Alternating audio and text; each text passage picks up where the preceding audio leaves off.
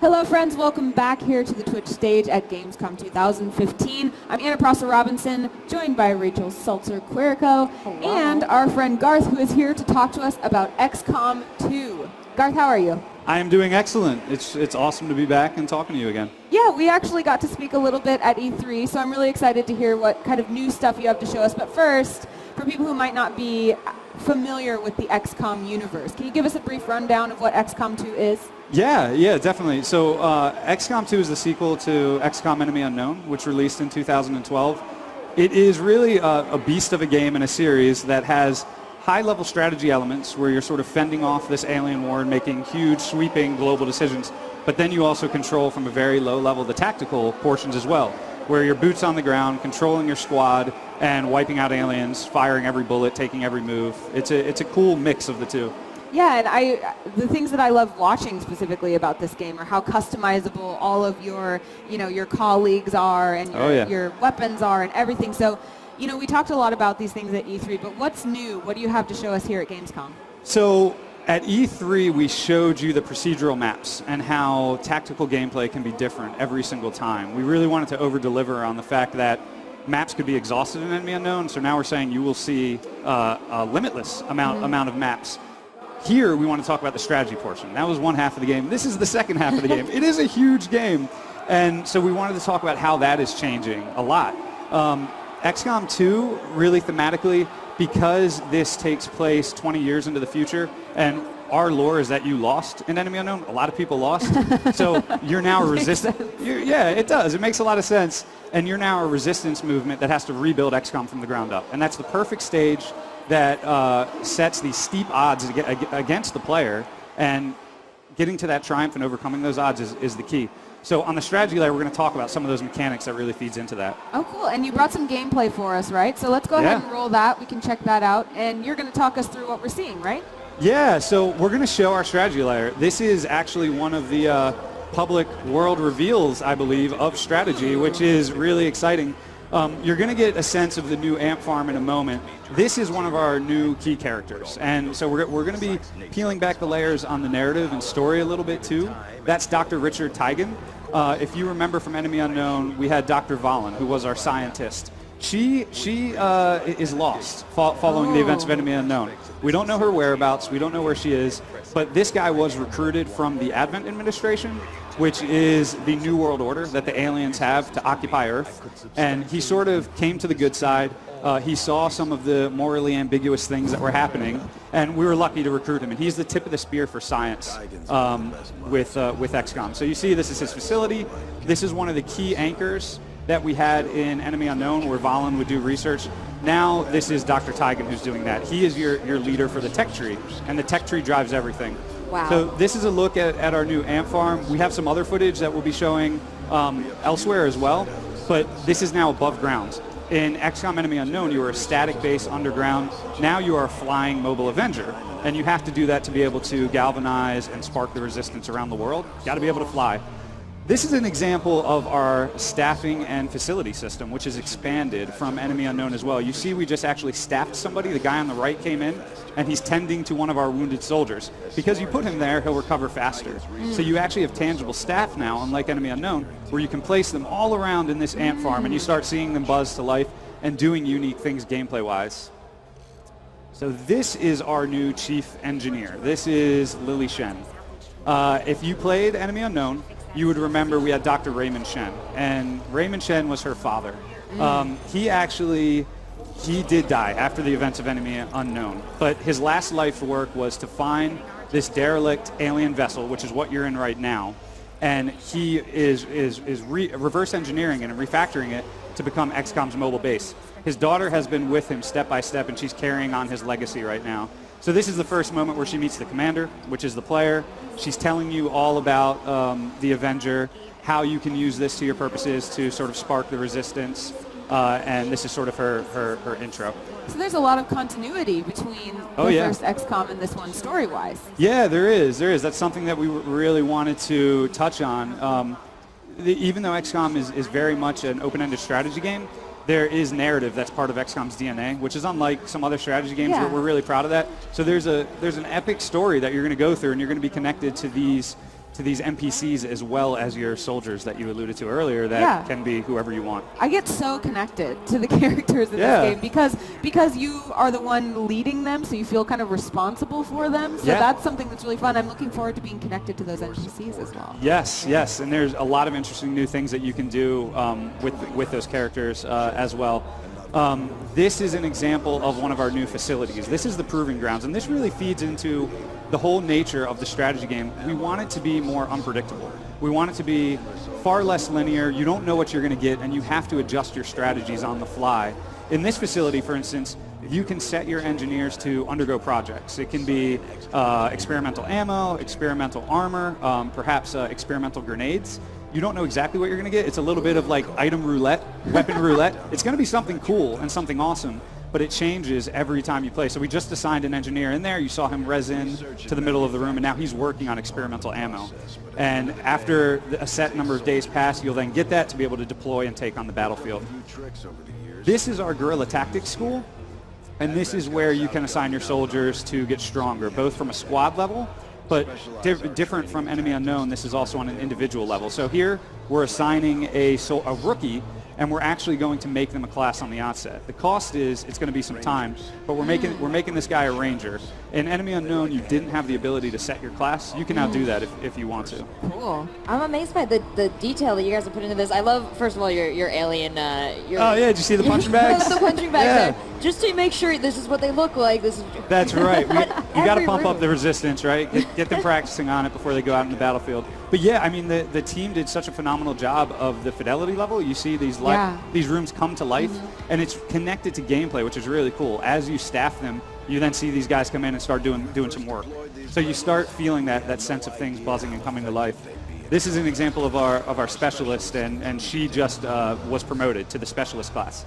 So you might have noticed the gremlin with Shen, the little buddy floating over her shoulder. That gremlin can do a lot of really cool things on the battlefield. We haven't had anything like this in the XCOM universe where the gremlin can hack enemies. Perhaps they can sort of be a buff or healing unit or a scout. So a lot of cool new stuff. I feel like I'm talking too fast, but that's great. Because there's so such much cool to new say. stuff.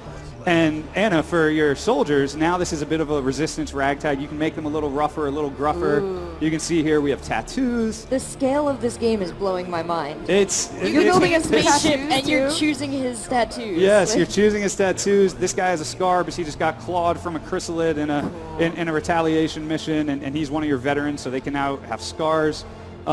If you want to make your husband a hard luck guy or happy-go-lucky guy, you can do that.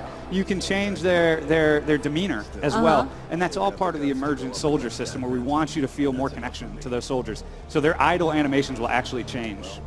Oh, interesting. And that you were talking about the connection you feel, and Rachel, you were saying the kind of robustness of these. I mean, these could be represented just by menus of what you're upgrading and things, but instead you're seeing it and engaging with it and being in it. That's really cool. Absolutely. I can see how you become attached to these characters. You are in their business, to do anything in this game. You are, and you are literally responsible for their life or death. So you get this attachment, and that's something we haven't even touched on, but weapon upgrades is brand new. You can have customized weapons, how they look and how they play. You can put weapon attachments on them. So your family or friends might have this unique sniper rifle that does something unlike any other sniper rifles. And if they happen to die, you can grab that sniper rifle off the battlefield and pass it on to somebody else. So they sort of have a legacy weapon that your continues going. grandmother's sniper rifle. Right. Yes. Well, we all love looting the bodies in games, even over our poor dead comrades. Well, and I've learned they die. You could drag them back home, so you don't even lose their. That's right. That's right. That's right. You can actually carry bodies off and loot. This is our resistance spokesman. If you may remember him from Enemy Unknown, the councilman, sort of the shady character. He is now playing sort of a role that the player will have to uncover, but he's feeding you information now that there's a resistance to be bred globally. And he sort of understands where the different cells are, gives you some intel on where to go, and that's what we're going to get into next with how the geoscape has blown wide open and come to life in many, many different ways now. So in Enemy Unknown, after you did all that stuff where you would set your research, decide what item you want to build, then you would go to the geoscape and hit scan time and wait for a mission. This is far more dynamic now. It's far more unpredictable, where you are choosing, since you have a mobile base, where you want to go. Do you want to make contact with regions to spread the resistance? If you do that, that comes at the cost of going for other resources strategically. You might get things like resistance rumors that you can go to instead of making contact. You can search for things like a black market, which allows you to trade and then do other things like rush research. And all of that changes from game to game, which we're really proud of. We really want the strategy layer to feel more unpredictable than Enemy Unknown, where every time you go into a new game of XCOM, you may have a strategy in mind, but it might change on you. You might get a wrench thrown in those plans because of the randomness of the strategy layer. We want players to be able to adapt and also deal with the hand that they're dealt as well. The aliens are actually playing their own game as well. Oh. So you'll see in a minute or so, but they have this thing called Dark Events. And that is a really, really cool system that obviously they have a long-term goal that you have to uncover through the story of they're trying to do this nefarious thing to humans, and you'll learn about that. But they also have short-term goals where they may say, you know what, we're going to make our Advent troops stronger by giving them higher armor on the battlefield, and now they can also shoot venom rounds at you. And that translates to the battlefield. And these are dark events that you can counter if you choose to spend time to stop them from doing that. You can't stop them all. If you choose to stop the Advent one, they may go for another dark event that allows them to launch UFOs and chase and hunt down the Avenger. So there are dozens of these that can actually, this is the dark event system right here. These are a few examples where you say, okay, they're working towards hunting XCOM. They're also working toward this Advent alloy padding, which will make the enemy stronger. Which one do I want to start mitigating? You can't mitigate all of them, but you can mitigate one of them. And that's all part of the decision process, which is way, way more in depth than Enemy Unknown. And that's starting to get toward real life. You know, you can't do everything. You have to choose your priorities. It is a good lesson in life. It is. This is when we can learn things from games that will be applicable to our real lives. This is yes. Well, to further that lesson, so you're presenting with these two options I can stop, and presumably it's going to take up a lot of the aliens' time to go after it. What if I choose lazy? And I'm just like, go aliens. Like, does that stop? You know, like, I'll get you 20 turns from now. I respect your boldness. Yeah? I mean, you can do that. You might lose the world, and everyone will say, we are sad that you commanded us in such a way.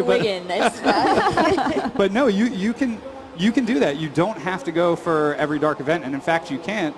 So, but then you have to figure out how to cope with that. You know, if you let the aliens create those venom rounds and create the hit points and the armor of those units, you better darn well have leveled up. You might want to rush weapon technology, for instance, to be able to counter that. Yeah, what if that's all part of the grand plan, right? I'm letting them funnel into one thing and then, circling around later. Yeah, there could be longer-term plans. That's one of the things I love so much about the strategy layer.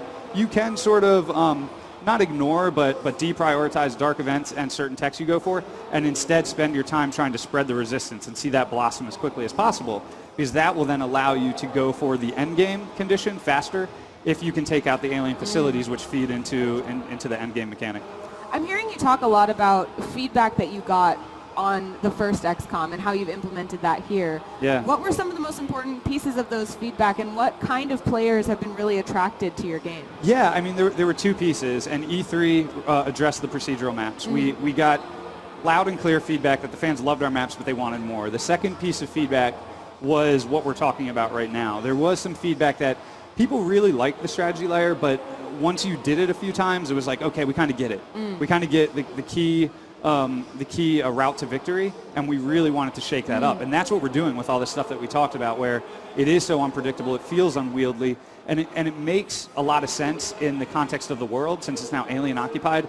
The position of power has been flipped. So the mechanics represent that. There's a little bit more chaos in a good way going on in the world, and you have to take that back and straighten it all out while you're trying to take back Earth. And that means different strategies to do so. And so the type of player that would really like this game is a mixture of maybe cerebral and what? Yeah, definitely cerebral, somebody that enjoys strategy, but there is something there for everyone. I mean, my DNA is more, I love strategy games, I love tactical squad-based games, but I also love action games, high-fidelity visual games. I mean, when you play tactical and go down in the map, when you play on a high-end PC, the visuals can stand up with almost any other game. So you have these awesome cinematic cameras that really pull you in this visceral, close way where you feel like you're directing an action movie as opposed to just playing a strategy game. So it really does, at the risk of sounding cliche, it really does have something for everyone. Oh, well, I believe it. This looks pretty robust. Did we see all of the gameplay, or did we miss anything? I think we saw most of it. We did. Right. We did. I mean, there's a few other goodies that I think people will see around the corner. But we got to talk on most of it, yeah. Is there anything that we can tease that people should be looking forward to? Yes, we can. So you saw the Hunt UFO Dark event? You may be in danger of being shot out of the sky if you make decisions to fly to contact new regions. So if you piss off the aliens a little too much, you have to watch out for that. And if you do get shot down, there may be a special mission type that you have to undergo to counter that. Ooh, okay. Well, stay tuned for that. And in order to stay tuned, where is the best place for people to go for more information about this game? You can go to XCOM.com. Okay. Has a bunch of information. We release in November on PC. And we can't wait. Can't wait for people to play it. Well, I can't either. Thank you so much, Garth. It's always a pleasure to chat with you. Yeah. Guys, be sure to check out XCOM 2, and we will be right back with more games for you.